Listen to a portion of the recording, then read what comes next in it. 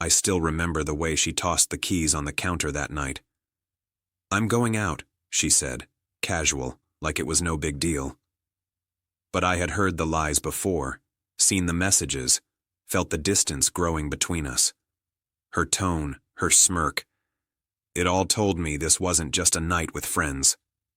I took a deep breath, steadying myself. "If you go," I said slowly, "don't come back." The words hung in the air, heavy, final.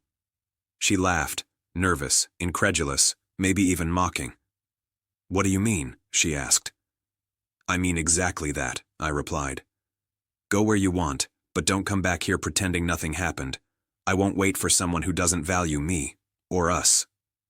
Her eyes widened, shock flashing across her face. For the first time she realized I wasn't bluffing. I wasn't pleading, begging, or begging for attention.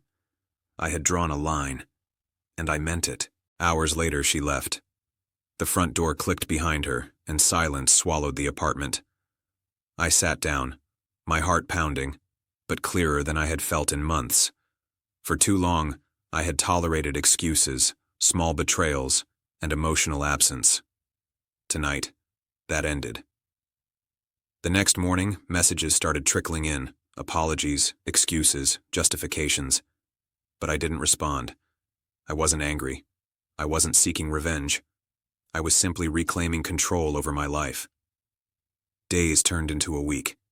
She returned briefly, thinking maybe things could go back to normal. But the finality in my voice had stayed, the line I drew unbroken. I refused to let her step over it again. In the quiet aftermath, I realized the truth. Sometimes betrayal doesn't need confrontation. Sometimes it requires courage, clarity, and boundaries. By saying, "If you go, don't come back," I wasn't just protecting myself. I was finally valuing myself the way I deserved. She may have left that night, but I stayed.